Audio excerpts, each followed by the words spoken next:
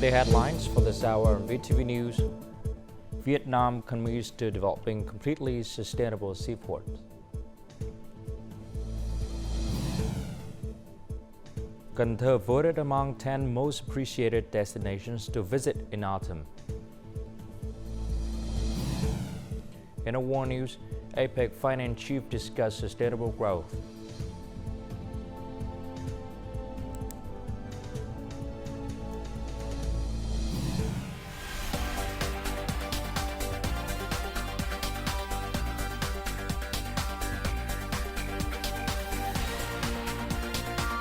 Broadcasting from Hanoi, the capital of Vietnam.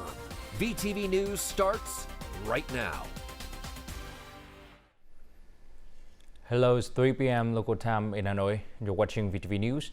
Vietnamese State President Võ Văn Thưởng departed from Hanoi on November 14 for San Francisco to begin a business trip to the United States.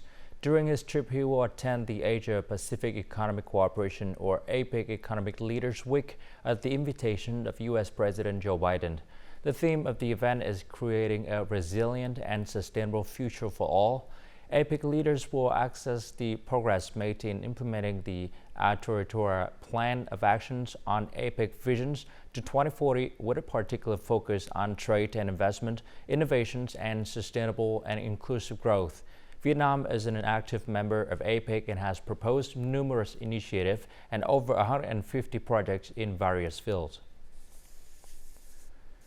At the invitation of the U.S. President Joe Biden, State President Võ Văn Thưởng and his spouse led high-ranking delegation of Vietnam to APEC Economic Leader Weeks and bilateral activities in San Francisco.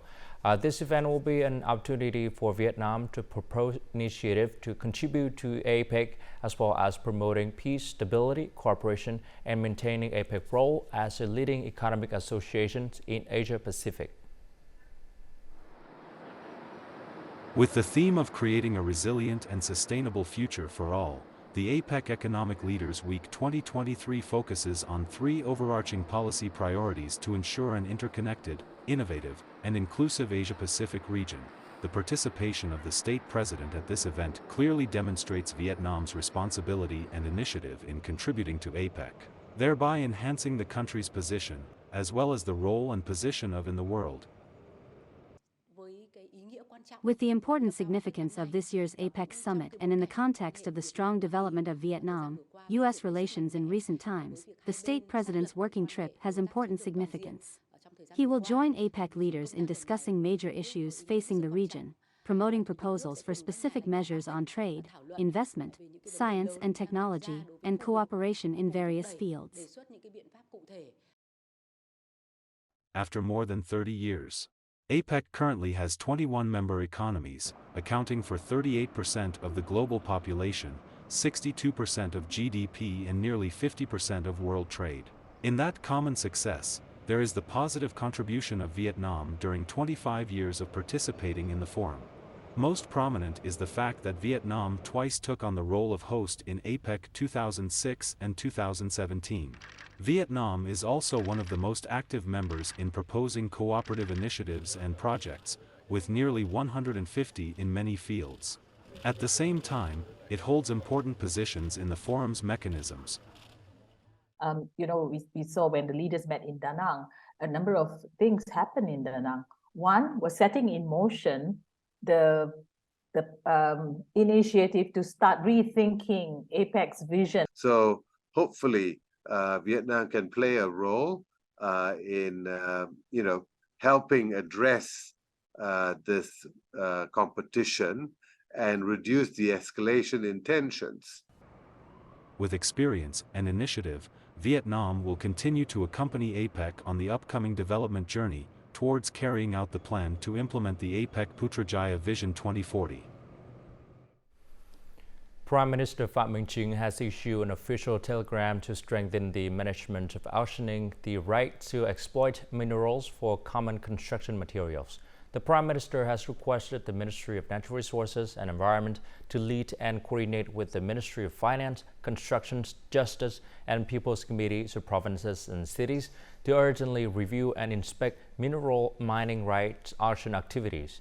This is especially important for minerals used as common construction materials, as there have been instances where winning auctions results are significantly higher than the starting price. In light of the unusual factors in public opinion surrounding the granting of exploitation rights to 3 sand mines, Liên Mạc, Châu Sơn and Tây Đằng, Minh Châu, at prices many times higher than the starting price, the Prime Minister has requested the chairman of Hanoi People's Committee to promptly review the entire process. This includes surveying, evaluating mine reserves, preparing documents, and organizing auctions. It is crucial to ensure strict adherence to legal compliance and to prevent any individuals or organizations from taking advantage of this situation.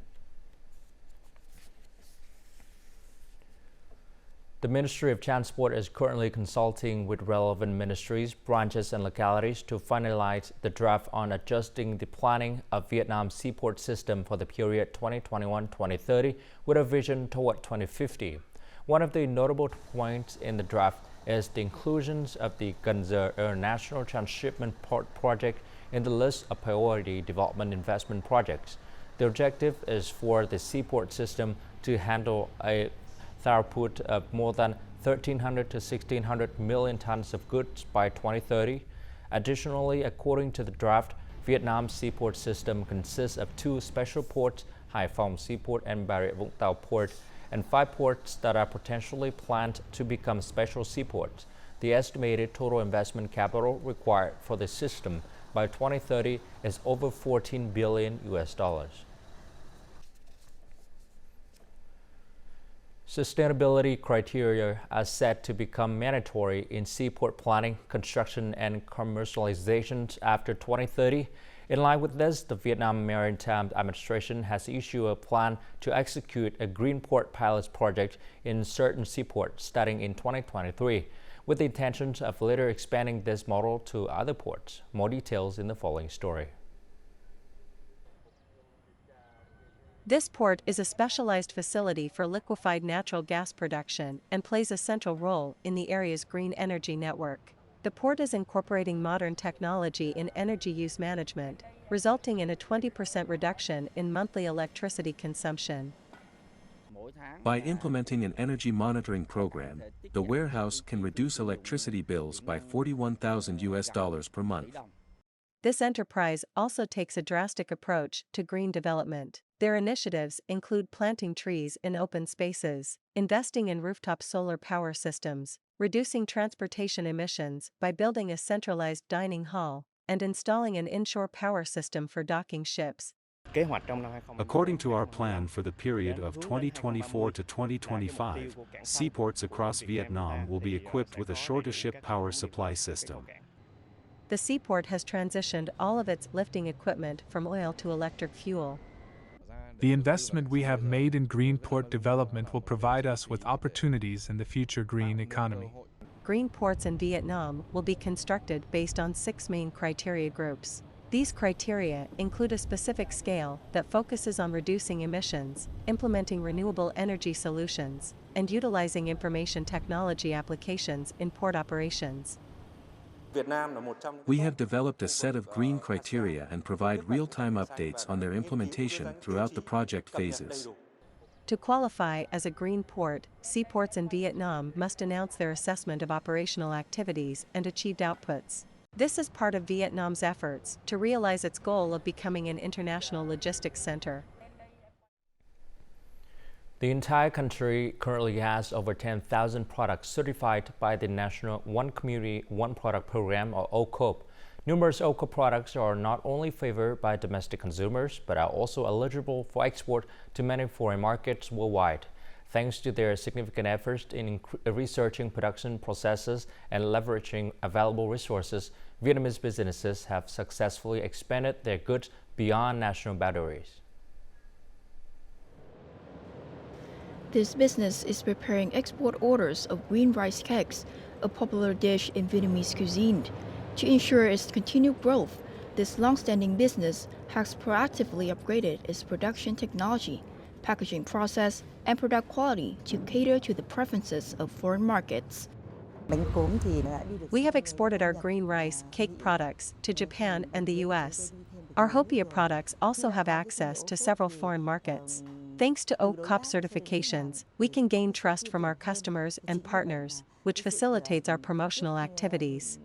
Thuy Ung Hon Com Crab Village, located in Thường Tín District, Hanoi, has a long-standing tradition of nearly 500 years. The village is known for its exquisite handicrafts. These products are popular not only in the domestic market, but also among customers from China, Japan, and several European countries.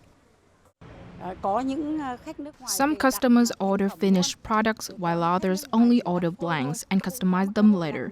We have a highly active crab village association that seeks sustainable outputs for the Thuy Ung handmade horn combs. Hanoi aims to develop 5 to 9 creative design centers to introduce, promote, and sell OCOP products. Additionally, numerous large-scale fairs will be held continuously to boost product promotion and consumption. OCOP products are regarded as cultural hallmarks that convey the unique traditional values of each region and locality in Vietnam to the world. However, there is a need for more proactive support and actionable solutions to enhance the competitiveness of OCOP products in the international market. And before moving on to some other news, let's take a look at the foreign exchange rate for today, November 14.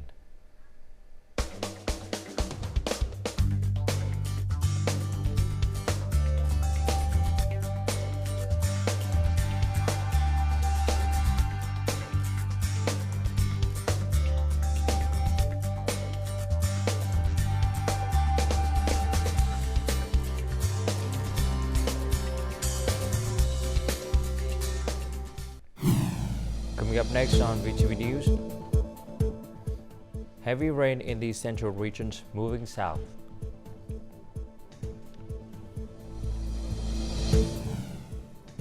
And Cần Thơ voted among 10 most appreciated destinations to visit in autumn.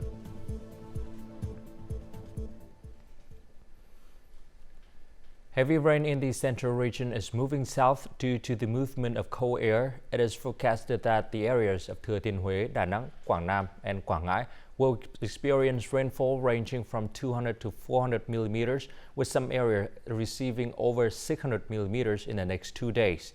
Neighboring provinces such as Quảng Bình, Quảng Trị, Bình Định, Phú Yên, and Khánh Hòa can expect rainfall between 100 and 250 millimeters, with some areas receiving to over 400 millimeters. In the eastern part of the Central Highlands, there will be heavy rainfall exceeding 120 millimeters. There's a warning of landslides and flash floods in mountainous areas, as well as the possibility of flooding in low-lying areas. Additionally, rivers from Quảng Bình to Phú Yên should be on guard against the possibility of flooding, with rivers from Thừa Thiên Huế to Quảng Ngãi expected to have high flood level at alert level 2 to 3, and some areas even exceeding alert level 3. On Monday afternoon, the Steering Committee for Natural Disaster Prevention and Control and Search and Rescue of Quảng Trị Province issued an urgent dispatch regarding proactive measures to respond to floods and strong winds at sea. The dispatch called for the organized relocation and evacuations of people in high-risk areas prone to deep flooding and landslides. It also emphasizes the need to control and guide traffic, as well as to post warning signs, particularly in areas with underground overflows, deep flooding, and fast-flowing water. On Monday night, Cam Lộ district relocated over 500 households. Many roads between villages and communes were flooded and eroded, resulting in the loss of several livestock. On Tuesday morning, numerous residential areas in Cam Lộ district remain flooded, although water levels have gradually receded in some places. For a considerable amount of time, the soldiers and officers at the Đắk Lắk Provincial Border Guard have regarded the station as their homes and the people as their kind. Their mission is to provide support to local residents in safeguarding their livelihoods. This report comes from Ea Súp District, Đắk Lắk Province.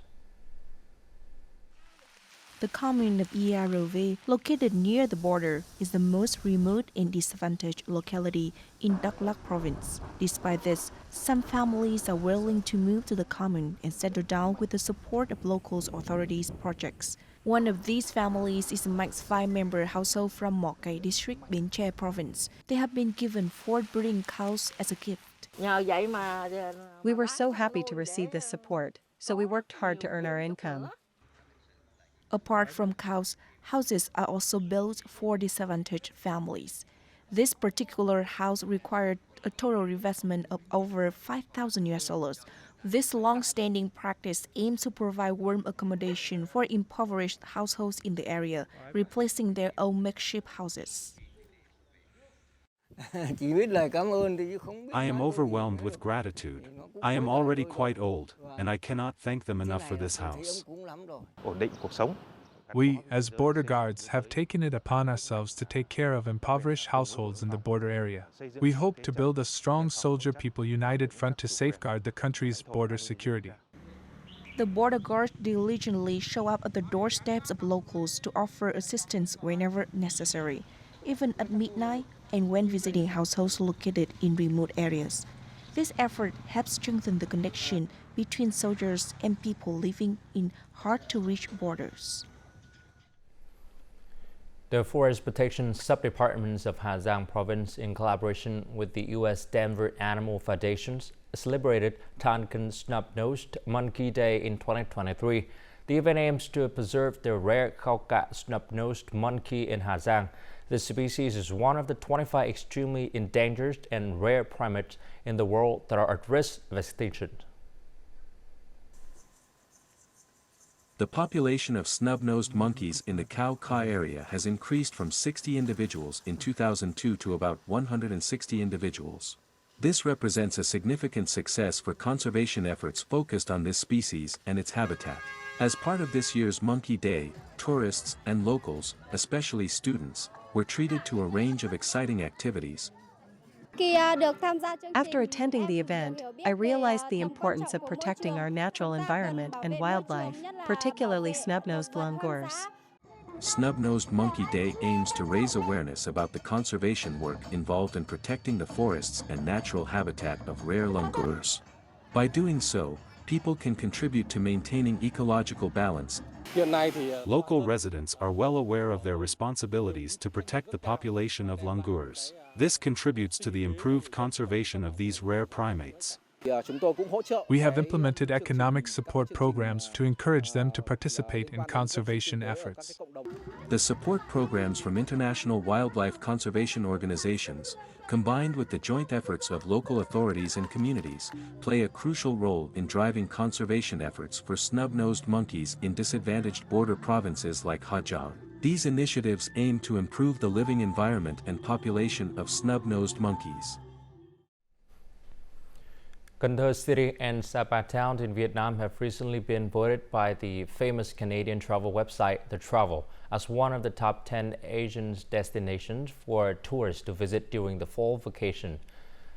Located in the heart of the Mekong Delta, Cần Thơ is a wonderful place to explore during the autumn season. According to The Travel, visitors can enjoy a boat trip along the Mekong Delta at dawn, visit the fascinating floating market, and savor a local breakfast. The Travel also highlights the Cái Răng floating market, stating this is an excellent location to experience the unique culture, as visitors can witness the exchange of products and services throughout the day.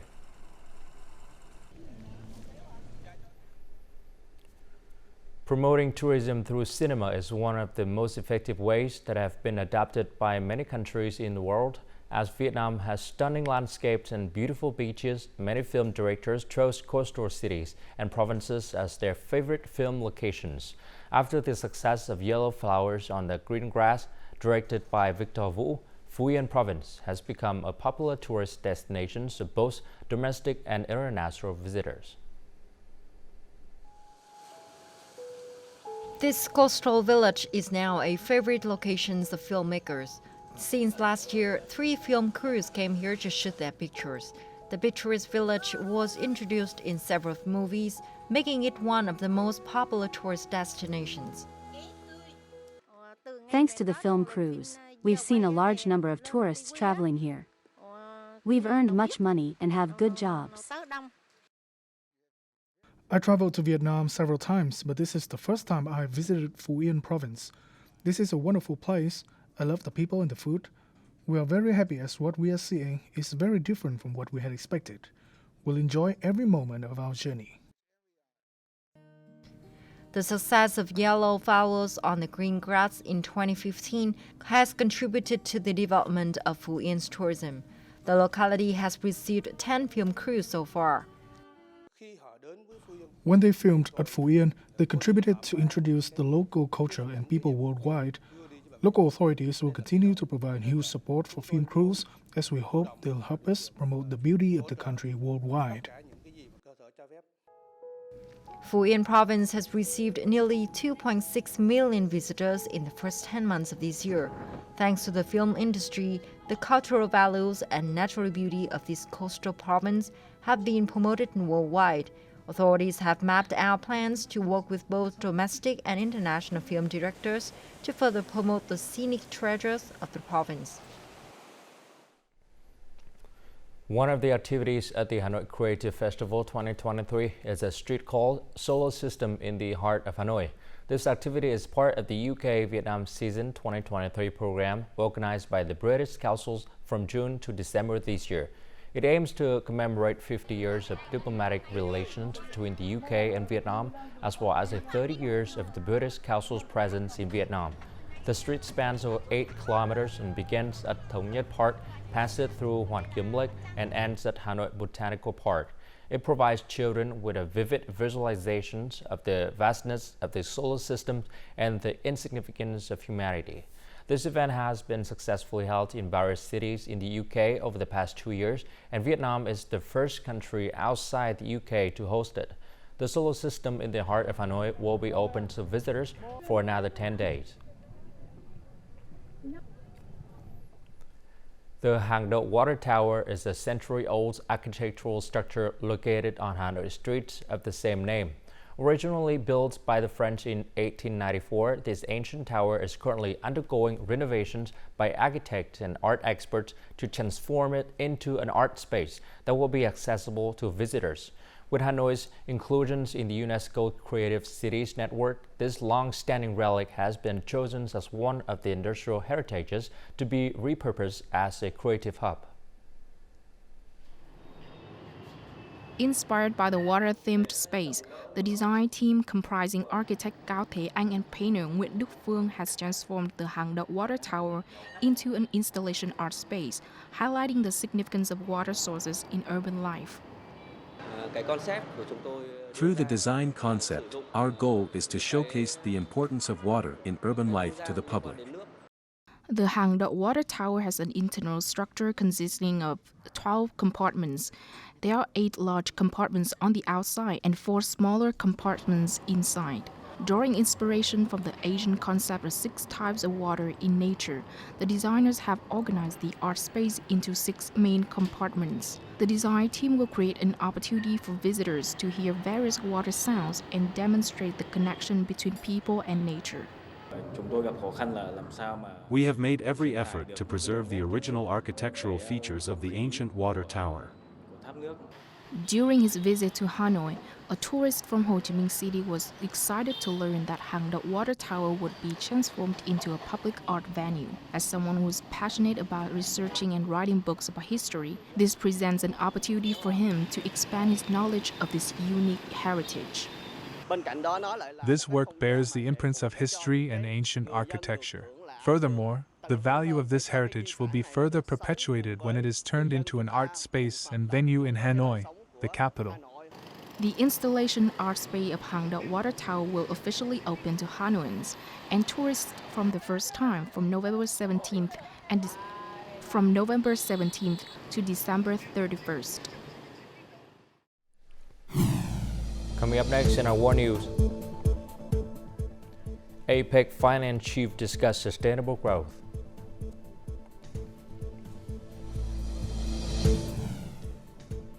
Russia and China trade heats up.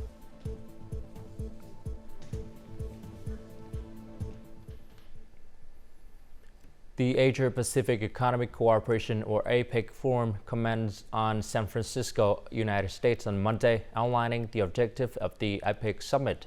Finance ministers from 21 Pacific Rim economies, including Japan, the United States, and China, as well as representatives from financial organizations such as the International Monetary Fund, World Bank, and Asian Development Bank, have engaged in discussions on various regional and global economic issues. These include sustainable finance, digital access, and policies aimed at enhancing long-term economic output. In her opening remarks, U.S. Treasury Secretary Janet Yellen urged finance ministers from the Pacific Rim to enhance the productive capacity of their economies, promote the transitions to low-carbon energies, and create more opportunities for the underprivileged. She also emphasized the need for collaborations among the 21 APEC economies to achieve the goals set for the 2023 U.S. hosting year, which aim to create a resilient and sustainable future for all. The Asia-Pacific region is at the center of the global economy.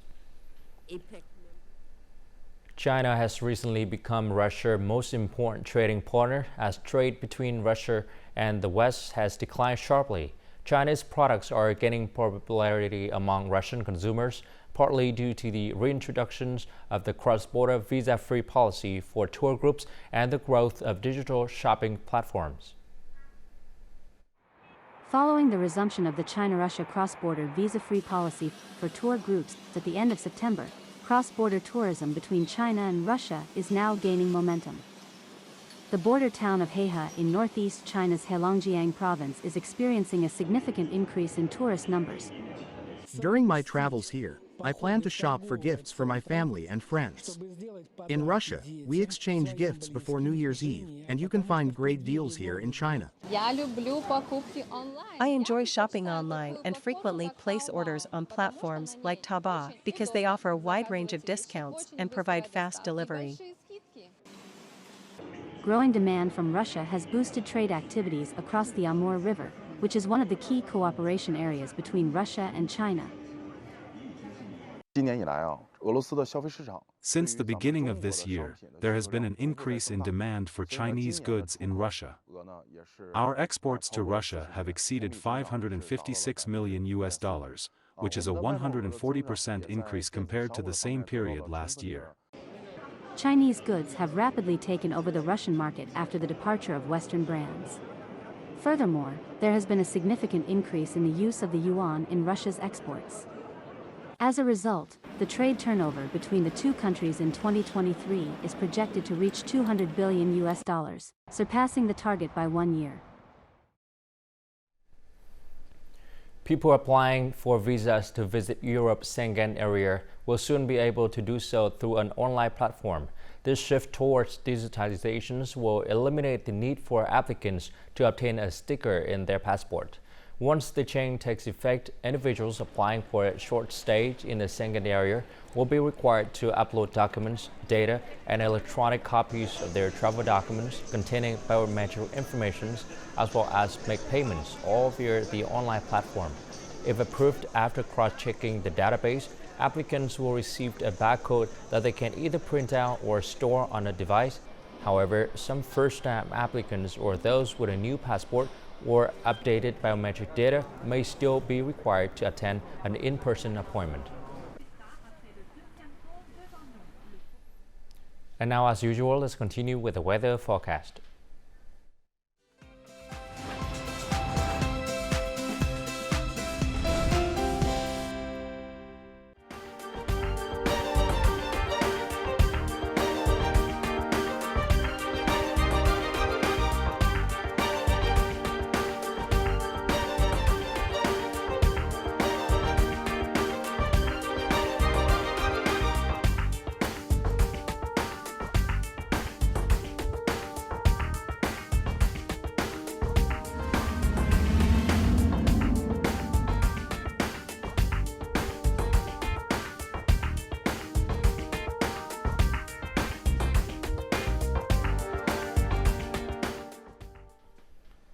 And that's all the news for today. To rewatch our program, you can log on to VTVgo.vn or download a mobile application VTVgo. Thanks for watching and goodbye for now.